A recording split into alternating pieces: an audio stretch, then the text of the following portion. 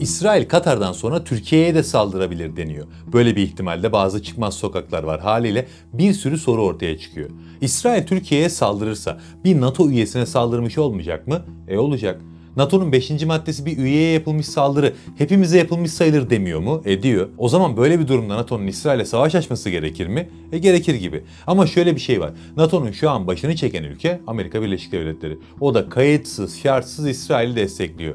Şimdi burada bir paradoks oluştu. NATO'nun Türkiye'ye yardım etmesi lazım ama NATO'nun başında ABD var. O zaman bu iş ne olacak? Daha da önemlisi Türkiye'nin böyle bir yardıma ihtiyacı var mı? Bir Hindistan gazetesi bu konuyu yorumladı. Biz de onun üzerinden yola çıkarak bu konuyu bir yorumlayalım ve son günlerde çok sorulan soruyu cevaplayalım. İsrail Türkiye'yi vurursa NATO İsrail'e savaş mı açacak? Buradaki çıkmaz sokakları, trafiği açıyoruz bugün.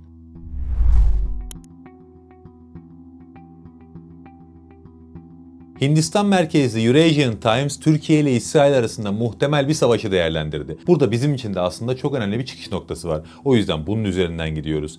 Gazete, İsrail'in Türkiye'ye olası bir saldırısı durumunda NATO'nun Türkiye için harekete geçip geçmeyeceği sorusunun cevabını aradı genel olarak. İsrail'in Türkiye'ye saldırmasının önündeki engel olarak NATO filan gösteriliyor. O yüzden bu konu aslında daha önceden konuşmamız gereken bir konuydu. Yani bu haber işin bahanesi oldu. İyi de oldu. Bahaneyle bu konuya bir değinelim. Özellikle son günlerde bu soruyu sıkça görmeye başladım. Çünkü İsrail çıldırmış gibi davranmaya başladı. 2 yıldır Gazze'de bir katliam devam ediyor ve bu süre içerisinde toplam 6 ülkeyi vurdular. Filistin, Lübnan, Suriye, Yemen, İran ve şimdi de Katar. Katar'a kadar olan kısımda Türkiye ile ilgili soru sorulmadı çünkü Gazze zaten savaşın hedefiydi. Suriye, İsrail için tehdit olmaya başladı. Bu yüzden vuruldu. Öncesinde de İran'ın kontrolündeydi. Lübnan ve Yemen zaten İran'ın kontrolündeki devletler. O yüzden vuruldular. İran bu vekil güçler üzerinden İsrail'le bir oyun yürütüyordu ama sonra İsrail geldi, oyunu bozdu, İran'ı da vurdu. Buraya kadar şaşılacak pek bir şey yok. Hatta İran-İsrail savaşı bile beklediğimiz gibi genel olarak bir tiyatro şeklinde ilerledi. Ama İsrail'in Katar'ı vurması gerçekten şaşırtıcıydı. Çünkü Katar onlar için silahlı bir tehdit değil. Hatta Katar ABD'nin bu bölgedeki en sağlam müttefiki olarak görülüyordu. Buna rağmen Katar'a saldırmaları elbette sıradaki ülke hangisi sorusunu sordurdu. Zaten bu bölgede İsrail'in hedef almak isteyeceği ülkeler arasında birinci sıradaki Türkiye kaldı sadece. Böyle olunca sıradaki hedef Türkiye mi sorusu soruldu. Ondan sonra İsrail Türkiye'ye saldırırsa NATO devreye girer mi sorusu hemen arkasından geldi. Çünkü NATO'nun 5. maddesine göre bir üyeye yapılmış saldırı bütün üyelere yapılmış sayılıyor. Bu madde gereğince İsrail Türkiye'ye saldırırsa NATO İsrail'e karşı savaşa mı girecek? Bugünkü esas sorumuz bu. Ama buraya adım adım ve gerekli olan soruları cevaplayarak gidelim. Öncelikle İsrail böyle bir hedefe sahip mi? Yani Türkiye'yi vurmak gibi bir hayali var mı? İsrail'in Büyük İsrail hayaliyle ilgili defalarca konuştuk. Yani tekrar aynı şeyleri konuşmanın bir anlamı yok. Türkiye başından beri onların hedeflerindeydi. Ama her zaman son hedefleriydi. Çünkü öncelikle ortamı uygun hale getirmek zorundalar. Süreç içerisinde daha da güçlenip Türkiye'yi zayıflatmak zorunda olduklarını biliyorlar.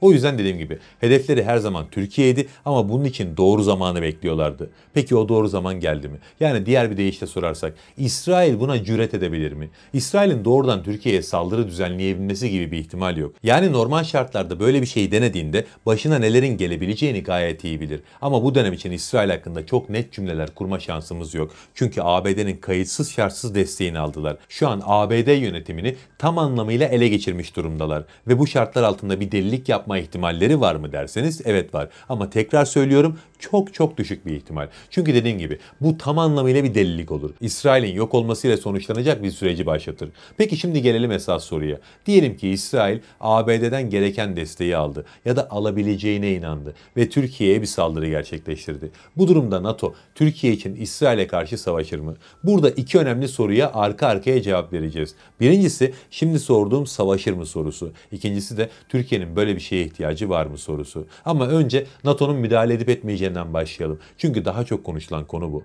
Daha çok sorulan soru bu. Son günlerde şöyle bir iddia var. NATO'nun 5. maddesine göre bir NATO üyesine yapılan saldırı bütün NATO üyelerine yapılmış kabul edilir. Bu yüzden NATO kendi üyesinin yanında savaşa girer.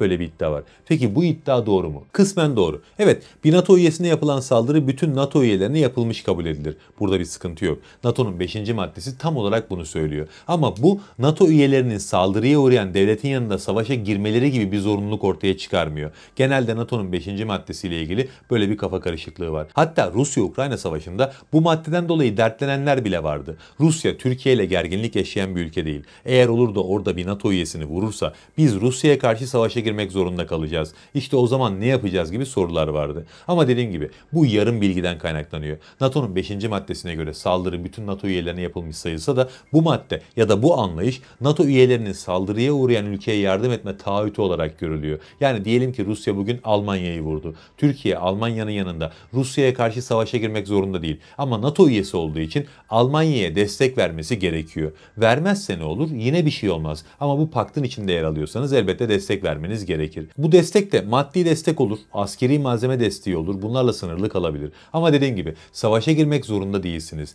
Türkiye için de aynı şey geçerli. İsrail bugün şaşıp düşüp Türkiye'yi vursa NATO'nun hiçbir ülkesi Türkiye için elbette burada savaşa girmeyecek. 11 Eylül olaylarını düşünebilirsiniz bu konuda. Zaten NATO tarihinde 5. madde sadece 11 Eylül olaylarında uygulandı. Bütün ülkeler savaşa mı girdi? Hayır. Bazıları askeri operasyonlara ABD'nin yanında katıldı. Bir kısmı istihbarat paylaşımı yaptı. Bir kısmı lojistik destek verdi. Bir kısmı da sadece açıklama yaptı. Herkes bir şekilde destek verdi ama savaşa giren ülke sayısı çok azdı. 5. maddenin böyle bir durumu var. Yani özetle NATO'dan bize bir fayda gelmez. 5. madde zannedildiği gibi zorunluluk olsaydı bile değişen bir şey olmayacaktı zaten. NATO'yu çok gözünüzde büyütmeyin. NATO son demlerini yaşıyor. Şu an Rusya-Ukrayna savaşı patlak vermeseydi belki de dağılmıştı şimdiye kadar. Üyeler uzun zamandır biz niye buradayız demeye başlamıştı. Rusya-Ukrayna savaşı çıkınca kendilerini tehdit altında hissetmeye başladılar ve tekrar NATO'ya sarıldılar. O da elbette savaş bittikten birkaç sene sonra unutulur gider. İşte böyle bir oluşum 5. maddesinde üyelere saldırıya uğrayan üyenin yanında savaşa girme zorunluluğu bile dayatsaydı bir şey değişmezdi.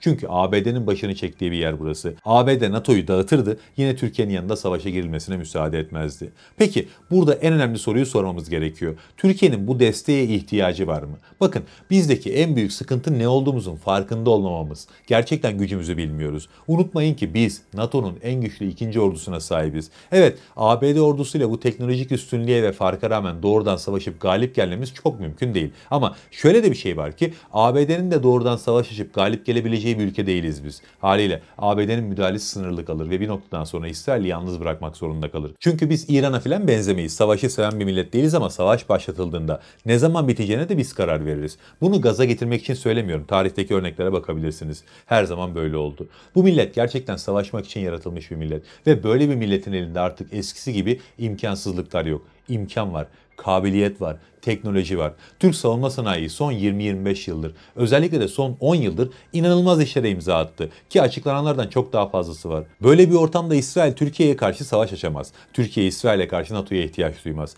Biz kendi işimizi kendimiz hallederiz. Halledecek gücümüz de var, savaşma yeteneğimiz de. Tabi burada şöyle bir şey aklınıza gelebilir. Madem bu kadar gücümüz var, Gazze'de bunlar olurken biz neden savaşa girmiyoruz? Bu da yine çok detaylı bir konu. Bunu da eğer isterseniz başka bir videoda konuşuruz inşallah. Allah'a emanet olun.